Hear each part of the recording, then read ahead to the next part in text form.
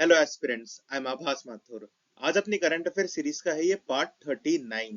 आज अपन काफी interesting topics cover करेंगे इस लेक्चर में। आइए शुरू करते हैं आज का लेक्चर। देखो, अपना पहला टॉपिक है AFSPA, armed Forces Special Powers act. ये एक एक्ट है जो इंडिया की पार्लियामेंट ने 1958 में निकाला था। ये एक्ट ना डिस्टर्ब्ड एरियाज में लॉ एंड ऑर्डर वापस लाने के लिए होता है। जो disturbed areas racial violence, regional group के वायलेंस या किसी भी टाइप के religious, caste based, community based violence होता है, तो वहां पे स्थिति बहुत गंभीर हो जाती है। उस गंभीर स्थिति में ना लोकल पुलिस फोर्स हैंडल नहीं कर पाती काफी बार, तो तब आर्मी बुलानी पड़ती है। तो आर्मी को स्पेशल पावर्स दी जाती हैं armed force special Powers act द्वारा। ये जो डिस्टर्ब एरिया है ना, इसे या तो उस स्टेट के गवर्नर डिक्लेयर करते हैं, या यूटी के गवर्नर डिक्लेयर करते हैं, या सेंट्रल गवर्नमेंट डिक्लेयर करती है। पूरे स्टेट को भी डिस्टर्ब्ड एरिया डिक्लेयर करा जा सकता है, या स्टेट के किसी पार्ट को भी डिस्टर्ब्ड एरिया डिक्लेयर करा जा सकता है।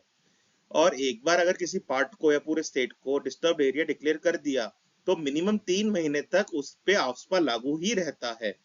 आफ्सपा में ना आर्मी वालों को बहुत ज्यादा स्पेशल पावर्स मिल जाती हैं कि वो फोर्स इस्तेमाल कर सकते हैं, लीथल फोर्स भी इस्तेमाल कर सकते हैं, सर्च कर सकते हैं, सीज कर सकते हैं, वारंट की आवश्यकता नहीं होती उनको। ठीक है, अरेस्ट कर सकते हैं लोगों को। अब जैसे अरेस्ट करते हैं तो अरेस्ट करके वो रख नहीं सकते, क्योंकि आर्मी वाले इन्वेस्टिगेट नहीं करते। तो उन्हें जल्द से जल्द लोकल पुलिस में उस व्यक्ति को जमा कराना पड़ता है, हैंड ओवर करना पड़ता है उस व्यक्ति को जिसको इन्होंने अरेस्ट करा है। हैंड ओवर का टाइम पीरियड कहीं भी मेंशन नहीं है, एज सुन एज पॉसिबल लिखा है। ठीक है। अभी करंटली आफ्सपा लगा है मणिपुर में, नागालैंड में, आसाम के कुछ पार्ट में और अरुणाचल के कुछ पार्ट में। आप देख रहे होंगे आफ्सपा, क्या ये कश्मीर में भी लगा है? नहीं, कश्मीर में armed force special Powers act एक अलग है, जो सिर्फ कश्मीर के लिए ही 1990 में लाया गया था। ये तो 1958 में लाया गया था। ये जनरली नॉर्थ ईस्ट वगैरह में ही लगता है, कभी कभार बंगाल में भी लगा है, पर मेजरली ये बाकी इंडिया में नहीं लगा है। एक बार रीड कर लेते हैं आफ्सपा के बारे में। It was enacted in the year 1958 by the Parliament of India. AFSPA की फुल फॉर्म है Armed Forces Special Powers Act. It grants extraordinary powers and immunity to the armed forces to bring back order in the disturbed areas. Special powers जो मिलती हैं army को वो है use of force. ये lethal force भी इस्तेमाल कर सकते हैं, इनफैक्ट किसी को गोली तक मार सकते हैं। अभी कुछ साल पहले 2022 से 23 में मॉन विलेज है नागालैंड का, वहां पे फायर कर दिया था कुछ लोगों पे आर्मी वालों ने। फिर वो थोड़ा मिसकंसेप्शंस हो गए थे, कुछ मिसअंडरस्टैंडिंग्स हो गई थी, तो बड़ी न्यूज बन गई थी। और आफ्सपा तो वैसे भी न्यूज में रहता ही है। Use of force, arrest, search and seizure without warrant, destruction of arms and shelters. तो इनको वारंट की आवश्यकता नहीं पड़ती आर्मी वालों को। Areas are considered disturbed by reason of differences or disputes between members of different religions, racial, language और regional groups और कास्ट और कम्युनिटीज। देखो, नॉर्थ ईस्ट में ना काफी सारे रीजनल ग्रुप्स हैं, तो वहां पे लड़ाइयाँ होती रहती हैं, तो वहां पे आफ्सपा लगाने की जरूरत पड़ती है law and order bring back करने के लिए। इस स्लाइड से क्या क्या जरूरी चीज हो सकती है? कब आया था आफ्सपा? बहुत जरूरी सवाल है। आफ्सपा का फुल फॉर्म ही पता तो होना ही चाहिए। स्पेशल पावर्स क्या मिलती हैं आर्मी को? शूट भी कर सकते हैं किसी को। और डिस्टर्ब्ड एरियाज की क्या क्या क्लासिफिकेशन है, ये सब तो इस स्लाइड से देखते हैं। बाकी की बातें जो जरूरी हैं वो इस स्लाइड में देखो आप लोग। आफ्सपा लगाता कौन है? सेंट्रल गवर्नमेंट और गवर्नर ऑफ द स्टेट और administrator of the union territory can declare the whole और पार्ट ऑफ द स्टेट और UT as a disturbed area. Once declared, the region has to maintain the status quo for a minimum of 3 months, according to the Disturbed Areas Special Courts Act 1976. Presently, AFSPA is operational in Assam, Nagaland, Manipur, and Arunachal Pradesh.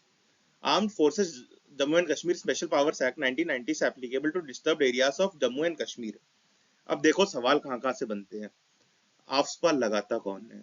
Central government, governor disturbed areas को declare करते हैं। AFSPA लगाती तो central government ही है, ये बात याद रखना। पर डिस्टर्ब्ड एरिया को डिक्लेयर कौन करता है? गवर्नर, एडमिनिस्ट्रेटर या सेंट्रल गवर्नमेंट? सवाल आएगा कि प्रेसिडेंट डिक्लेयर करते हैं क्या कि ये एरिया डिस्टर्ब्ड एरिया है क्या? नहीं, प्रेसिडेंट डिस्टर्ब्ड एरिया को डिक्लेयर नहीं करते। ये एक बहुत बड़ा सवाल है, यूपीएससी घुमाएगा सवाल। Central government, governor of the state, administrator of the union territory ये डिक्लेयर करते हैं कि ये एरिया डिस्टर्ब्ड एरिया है, ये बात को याद रखना। दूसरा, क्या डिस्टर्ब्ड एरिया तो पूरा स्टेट ही होगा डिस्टर्ब्ड एरिया, यूनियन टेरिटरी पूरी डिस्टर्ब्ड एरिया होगा? नहीं, पूरा स्टेट भी डिस्टर्ब्ड एरिया हो सकता है, पूरी यूनियन टेरिटरी भी डिस्टर्ब्ड एरिया हो सकती है। साथ ही साथ जहां वायलेंस है उस स्टेट का कुछ पार्ट को ही डिक्लेयर कर सकते हैं एज अ डिस्टर्ब्ड एरिया, उस यूनियन टेरिटरी के कुछ पार्ट को डिक्लेयर कर सकते हैं एज अ डिस्टर्ब्ड एरिया। ठीक है, याद रखना, पूरे स्टेट को भी कर सकते हैं, स्टेट के कुछ पार्ट को भी कर सकते हैं। दो तीन जिलों को कर दिया, जिले के भी कुछ पार्ट को कर दिया। ये सब डिस्टर्ब्ड एरिया डिक्लेयर कौन करता है? सेंट्रल गवर्नमेंट करती है, या गवर्नर करते हैं, या एडमिनिस्ट्रेटर करते हैं। ठीक है, सीएम नहीं करते, याद रखना इस बात को। प्रेसिडेंट नहीं करते। आफ्सपा लगता तो प्रेसिडेंट के एसेंट से ही है, पर प्रेसिडेंट डिस्टर्ब्ड एरिया को डिक्लेयर नहीं करते। आफ्सपा लगाती तो सेंट्रल गवर्नमेंट ही है, सेंट्रल गवर्नमेंट के सारे एग्जीक्यूटिव एक्शंस प्रेसिडेंट के नाम पे ही होते हैं। तो आफ्सपा लगाता तो प्रेसिडेंट है, पर डिस्टर्ब्ड एरिया प्रेसिडेंट डिक्लेयर नहीं करता। ये एक बहुत कंफ्यूजिंग क्वेश्चन है। फिर ये भी आ सकता है कि आफ्सपा लगाया, 15 दिन बाद हटा दिया। नहीं, अगर आफ्सपा एक बार लगेगा तो मिनिमम 3 महीने के लिए लगेगा। आर्मी वालों का इतना मूवमेंट हुआ है बहुत, ये 3 महीने का टाइम पीरियड क्यों दे रखा है? जिससे सिर्फ सीरियस कंडीशंस में ही आफ्सपा लगाया जाए। तो अगर किसी एरिया पे आफ्सपा लग गया तो मिनिमम 3 महीने के लिए लगा रहेगा। और ये 3 महीने की ड्यूरेशन कहाँ से आई है? आफ्सपा एक्ट में आई है? नहीं, disturbed area special courts act से आई है, 1976। ये भी एक सवाल बना सकती है यूपीएससी, बहुत हार्ड बनाना होगा तो, कि 3 महीने की जो टाइम पीरियड है वो आफ्सपा एक्ट में मेंशन्ड है? नहीं, वो disturbed area special court act 1976 में मेंशन्ड है। बाकी आफ्सपा कहाँ लगा है अभी? नॉर्थ ईस्ट रीजन में सबसे ज्यादा लगा है अभी, करंटली लगा है आसाम के कुछ पार्ट्स में, नागालैंड, मणिपुर और अरुणाचल प्रदेश के कुछ पार्ट्स में। ठीक है, पूरे स्टेट्स में आफ्सपा नहीं लगा, कुछ कुछ पार्ट्स में लगा इन 4 राज्यों के। Armed Forces Jammu and Kashmir Special Powers Act 1990 से applicable to disturbed areas of Jammu Kashmir. ये जो आफ्सपा का एक्ट है ना, ये नहीं लगता कश्मीर में, कश्मीर का आफ्सपा अलग है, ये बात याद रखना। 1958 में जो आफ्सपा एक्ट आया था वो कश्मीर में नहीं लगता। Armed Forces Jammu and Kashmir Special Powers Act 1990 लगता है डिस्टर्ब्ड एरियाज में जम्मू कश्मीर के। ठीक है, एक बार ये आर्टिकल बहुत अच्छा है, एक बार रीड कर लेना, अंडरस्टैंडिंग डेवलप होगी। सवाल देख लो, आफ्सपा बहुत कंफ्यूजिंग बैठता है। ये कुछ कमिटीज हैं जो आफ्सपा के ऊपर बात करी जाती है। देखो, ह्यूमन राइट्स वाले तो कहते हैं कि आफ्सपा लगना ही नहीं चाहिए, काफी इंटरनेशनल ऑर्गेनाइजेशन भी कहती है आफ्सपा तो होना ही नहीं चाहिए। आप आर्म्ड फोर्सेस को सुप्रीम पावर कैसे दे सकते हो? तो एक जस्टिस बीपी जीवन रेड्डी कमेटी आई थी 2004 में, उन्होंने बोला था आफ्सपा को स्क्रैप कर दो, जो नहीं हुआ है। फिर एक संतोष हेगड़े कमेटी आई थी 2013 में, उन्होंने बोला था कि आफ्सपा एक्ट रिव्यू होना चाहिए हर 6 मंथ्स में। ठीक है, कि अब जरूरत है या नहीं है, चेंजेस आने चाहिए या नहीं आने चाहिए। पर देखो, कोई भी सरकार आफ्सपा को डाइल्यूट नहीं करेगी, क्योंकि अपनी पावर कौन कम करना चाहेगा। फिर एक जस्टिस वर्मा कमेटी आई थी निर्भया कांड के बाद, इन्होंने बोला था called for subjecting sexual violence against women by armed forces to regular criminal law, कि आर्म्ड फोर्सेस द्वारा अगर कोई सेक्सुअल वायलेंस हो जाता है तो ऑर्डिनरी लॉ में ही चलेगा। और अगर आर्मी वाले किसी को अरेस्ट करते हैं ना, तो उन्हें सिविल पुलिस को हैंड ओवर करना पड़ेगा उस व्यक्ति को, अर्लीस्ट, कोई टाइम पीरियड नहीं गिवन है। तो आफ्सपा बहुत अच्छे से पढ़ना, सवाल आने के खूब चांसेस हैं। फिर आज का दूसरा टॉपिक है कुरुम्बा पेंटिंग। ये पेंटिंग देखो कितनी अच्छी लग रही है ना। ये पेंटिंग अब शायद ज्यादा समय तक देख नहीं पाए, क्योंकि ऐसी एक रिपोर्ट आई है कि सिर्फ 10 आर्टिस्ट बचे हैं इस पेंटिंग को बनाने वाले। ये बड़ी एक ट्राइबल पेंटिंग है, कुरुम्बा ट्राइब एक होती है जो नीलगिरी के रीजन में रहती है, वो लोग बनाते हैं ये एक प्री हिस्टोरिक पेंटिंग है, बहुत पुरानी पेंटिंग है, 3000 साल पुरानी। ये फेस्टिवल्स दर्शाते हैं, डेली एक्टिविटीज दर्शाते हैं, स्पिरिचुअल बिलीफ्स दिखाते हैं। ये रॉ मटेरियल भी एकदम नेचुरल यूज करते हैं, जंगल से लाते हैं अपना रॉ मटेरियल। ठीक है, सोशियो रिलीजियस एथोस दिखाते हैं ये अपनी ट्राइब के। कुरुम्बा पेंटिंग कुरुम्बा ट्राइब बनाती है जो नीलगिरी रीजन में रहती है, तमिलनाडु, केरल और कर्नाटका के कुछ रीजन्स में। ये घर की दीवारों पे भी बना देते हैं, फ्लोर्स पे भी बना देते हैं, मतलब फेस्टिव सीजन्स में ही बनाते हैं ये। एक बार रीड कर लो ये कुरुम्बा पेंटिंग के बारे में। Kurumba art is a pre historic art form originated from the Kurumba tribe, primarily resides in Nilgiri Hills in Tamil Nadu, Kerala, Karnataka. It is believed to be 3000 years old. The theme of painting centers around spiritual beliefs, rituals, festivals and daily activities. देखो, कोई भी खास चीज या daily activities दर्शा देते हैं। The raw material used are natural pigments sourced from the forest. It is an art form that captures the socio-religious ethos of the Kurumba tribe, and these paintings only appear on their house walls and floors during festive occasions. देखो festive occasions में ही बनाते हैं। Kurumba painting कहाँ की है, पहला सवाल ये। कुरुम्बा ट्राइब कहाँ रहती है, दूसरा सवाल ये। 3000 साल पुरानी है ये पेंटिंग, नेचुरल चीजें यूज करती है। सवाल बनेगा कुरुम्बा पेंटिंग कहाँ की है, कुरुम्बा ट्राइब कहाँ की है, कितने साल पुरानी है, बस यही पूछेंगे, और बाकी तो जेनरिक स्टेटमेंट्स हैं, पढ़ लेना। देखो टॉपिक आता है एल्कट्राज प्रिजन। ये प्रिजन ना यूएसए में लोकेटेड है। ये न्यूज में क्यों है, क्योंकि ये प्रिजन ना पहले के जमाने में ऑपरेशनल थी, फिर टाइम के साथ बंद हो गई। अब ट्रम्प ने बोला कि हम इस प्रिजन को वापस चालू करेंगे। ये प्रिजन भी आयरलैंड आइलैंड पे है, जैसे अपनी काला पानी प्रिजन थी।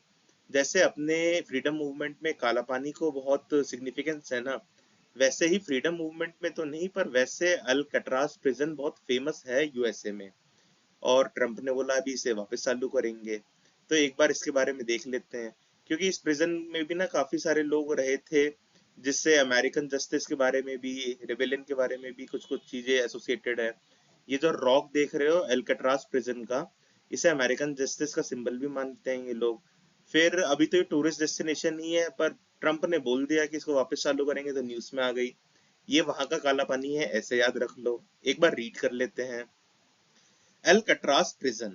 Alcatraz is a famous for its history as an inescapable maximum security federal prison.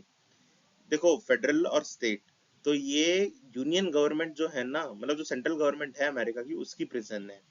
India में प्रिजन्स कैसी होती है, स्टेट गवर्नमेंट की ज्यादातर प्रिजन्स होती हैं, वहां पे भी ऐसी होती है, पर ये फेडरल प्रिजन है। इस यहाँ से इनएस्केपेबल है, मैक्सिमम सिक्योरिटी है, that hosted notorious criminals like. ये सब फालतू बातें हैं, ऐसे ही ये ध्यान मत देना इस पे। और काफी सारे लोगों ने यहाँ से एस्केप करने की भी कोशिश करी है, पर कर नहीं पाए। ये रॉक के बारे में देख लो, the rock, an iconic symbol of American justice, rebellion and mystery. ये मिस्ट्री है, रेबिलियन के है, ये सब इसलिए ये बहुत पॉपुलर है। It's now a major tourist attraction and a historic landmark, also known for a significant Native American occupation in the late 1960s. Alcatraz prison America में है, बहुत है, याद रख लो। वहां का काला पानी है।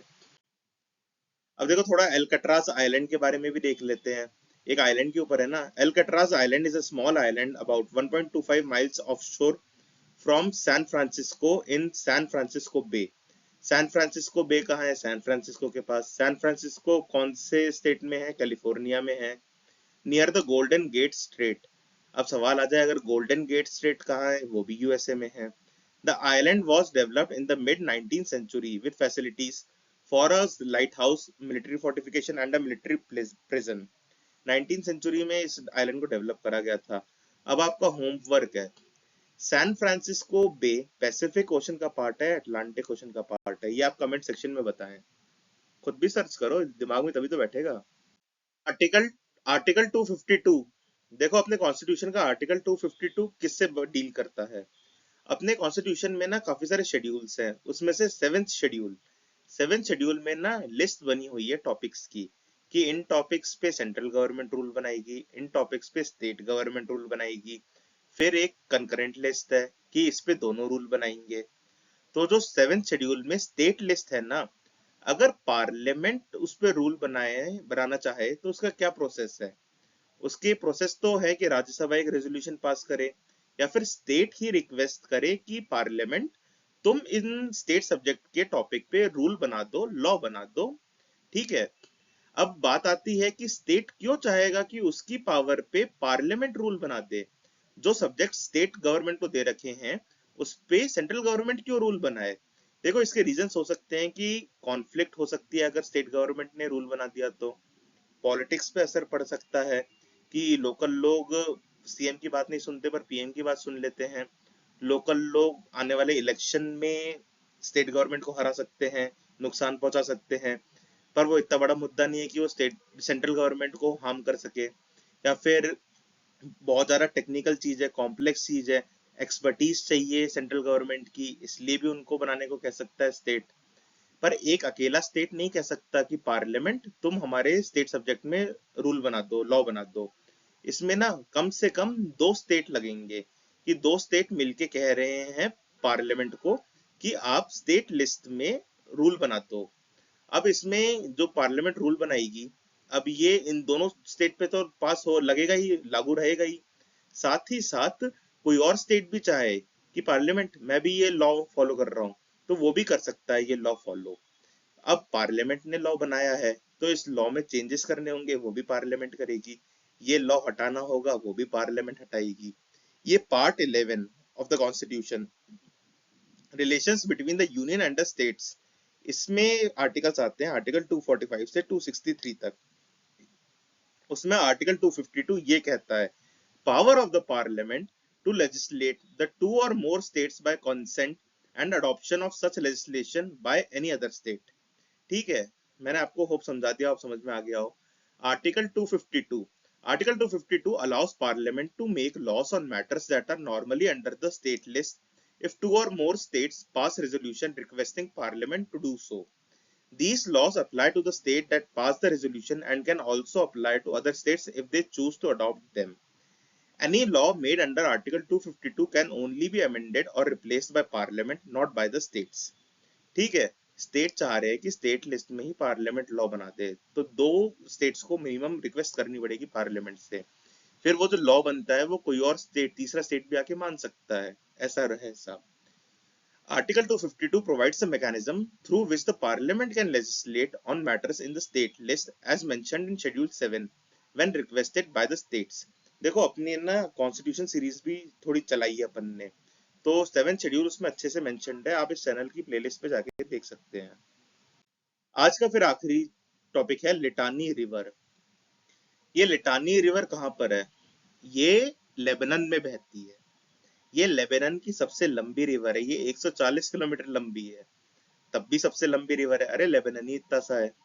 ठीक है, लिटानी रिवर सिर्फ और सिर्फ लेबनान में बहती है, लेबनान के अलावा और किसी देश में नहीं बहती लिटानी रिवर। लिटानी रिवर इंपॉर्टेंट क्यों है? क्योंकि लेबनान इंपॉर्टेंट है।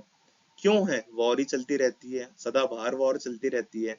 वो इसराइल के आसपास है, इसराइल के आसपास की तो हर चीज ही इंपॉर्टेंट है यूपीएससी के लिए। अनेकों बार सवाल आए हैं, एक बार रीड कर लेते हैं। अब देखो ये अपन पढ़ाऊंगा ना मैं जिस भी चीज का नाम लूं, बालबेक रीजन का नाम लूं, बेका वैली का नाम लूं, लेबनान एंटी लेबनान माउंटेन का नाम लूं, ठीक है, ये मरजयॉन का नाम लूं, आपको हर एक कीवर्ड हर एक जगह का नाम नोट करना है कॉपी में, कहीं से भी सवाल आ सकता है। ठीक है, अगली स्लाइड में डैम वगैरह का नाम लूंगा, इस पे जो डैम है, इस पे जो लेक है, तो आपको हर एक चीज नोट करनी है कॉपी में, क्योंकि इस रीजन से आते हैं सवाल, हर साल ही आते हैं।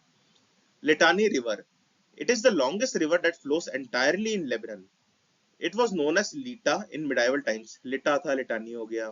Length 140 kilometers है। Course, it rises in a low divide west of Baalbek and flowing southwestern through the Bekaa Valley between the Lebanon and anti-Lebanon mountains. Near Marjayon, it bends sharply west and cuts a spectacular gorge up to 900 feet deep through the Lebanon mountains in the Mediterranean Sea, south of Sidon. It falls into the Mediterranean Sea. देखो ये निकलती कहाँ से और Mediterranean सी में जाके बहती है। ठीक है, बेका बाल्बेक रीजन से निकलती है, सिडॉन के पास जाके मेडिटेरियन सी में गिरती है। इस स्लाइड से आपको क्या क्या याद रखना है? लिटानी रिवर लेबनान में बहती है, पहला सवाल ये। दूसरा सवाल, कहाँ से निकलती है? बाल्बेक रीजन से निकलती है, बेक्का वैली में बहती है, लेबनान और एंटी लेबनान माउंटेन्स के बीच में। फिर ये सिडॉन के पास जाके, मरजयॉन के पास जाके गिर जा, मरजयॉन के पास ये शार्प कट बनाती है, फिर सिडॉन के पास जाके ये मेडिटेरियन सी में गिर जाती है। हर वर्ड जरूरी है। Baalbek region, Bekaa valley, Lebanon anti Lebanon mountains, Marjayoun, Sidon, ये सारे वर्ड्स नोट में लिख देना, कॉपी में लिखना कि ये लेबनान में है। ये मैप देख लो ऐसे बहती है, जो हरे में दिख रहा है ना ये लेबनान है, जो लाल में दिख रहा है ये बेरूत है, लेबनान की राजधानी। अब ये देख लो क्या क्या है, ये इंपॉर्टेंट है बहुत। द अमीक वेटलैंड, नोट करो, अमीक वेटलैंड लेबनान में है। Designated a World Natural Reserve, serves as an important point in the global bird migration routes, hosting nearly 250 bird species. Lebanon में देखो बायोडाइवर्सिटी बहुत कम है, तो आमिक वेटलैंड बहुत जरूरी है क्योंकि बर्ड स्पीशीज रहती हैं यहाँ पे। आमिक वेटलैंड लिखो ही लिखो आ सकता है। डैम इस पे कौन कौन से हैं? अल वरून डैम, करून डैम जिसे एल्बर्ट नकश डैम भी कहा जाता है। ये जो करून डैम की लेक है ना, ये लार्जेस्ट आर्टिफिशियल लेक है लेबनान की। पानी की बहुत समस्या है उस रीजन में, तो करून लेक बहुत इंपॉर्टेंट है। डैम्स इंपॉर्टेंट है। इस स्लाइड में से आप वेटलैंड कौन सी है वो लिखो लेबनान में। डैम, दो डैम के बारे में बताया गया है, अल वरून डैम, करून डैम जिसे अल्बर्ट नकश डैम भी कहा जाता है। फिर करून डैम की आर्टिफिशियल लेक बहुत बड़ी है लेबनान की। ये बातें नोट करो आप, हर चीज जरूरी है। अब देखो लेबनान सीमा किन देशों से बनाता है, बॉर्डर किन देशों से करता है? मात्र दो देशों से करता है, सीरिया और इसराइल से।